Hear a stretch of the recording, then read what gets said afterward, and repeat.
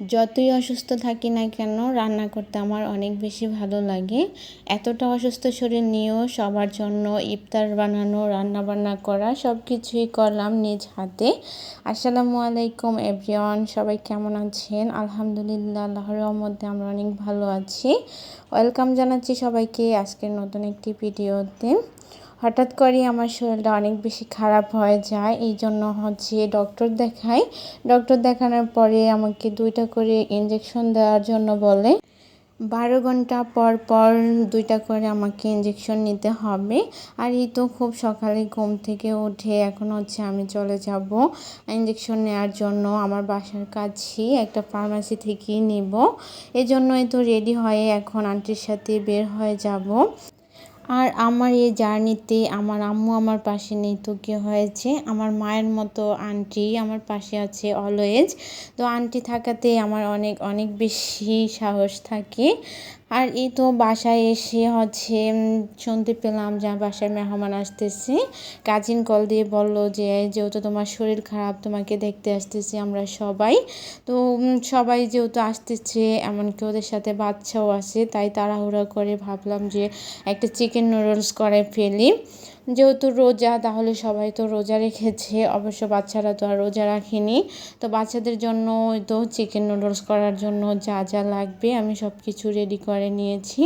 যদিও এগুলো সব আমাকে আমার ননদ রেডি করে দিয়েছিল। আর আমার কাছে নুডলসটা চিকেন নুডলস করলে অনেক অনেক বেশি ভালো লাগে। আমি চিকেন নুডলস খুব বেশি পছন্দ করি, এমনকি আমার বাসায় গেস্ট আসলেও আমি চিকেন নুডলসটাই করা ট্রাই করি। আর এই তো প্রথমে আমি চিকেনগুলোকে ভালোভাবে ম্যারিনেট করে রেখেছিলাম কিছু সময়। তারপরে এখন ভেজে নিচ্ছি, কিছু সময় নিয়ে এটাকে ভেজে নিতে হবে। আর এই তো ভেজে নেওয়া শেষে দেন আমি এক এক করে সবজিগুলো অ্যাড করে দিয়েছি। আমি যেহেতু চিকেন সবজি নুডলস করব, সবজিগুলোকেও অ্যাড করে দিয়েছি। সবজি দিলে আমার কাছে অনেক অনেক বেশি ভালো লাগে। আর এই তো আমি সব কিছু দিয়ে দেন আমি নুডলসটাও করে নিয়েছি। এর মধ্যে কিন্তু আমার কাজিনরাও বাসায় চলে এসেছে, ওদেরকে রিসিভ করে নিয়ে আসলাম।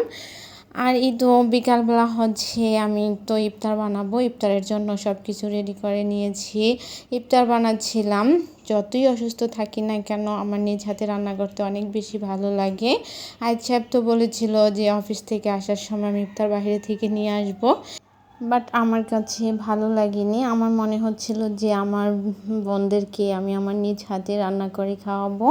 আর এই তো আমি সব কিছু রেডি করে সুন্দর করে টেবিলটাকে গুছিয়ে নিয়েছি। ইফতারের সকল ফ্রুটস এমনকি যা যা লাগবে সব কিছু দিয়ে সুন্দরভাবে টেবিলটাকে গুছিয়ে নিয়েছি। আলহামদুলিল্লাহ, খুব সুন্দরভাবে সবাই মিলে আমরা ইফতারটা সম্পূর্ণ করলাম।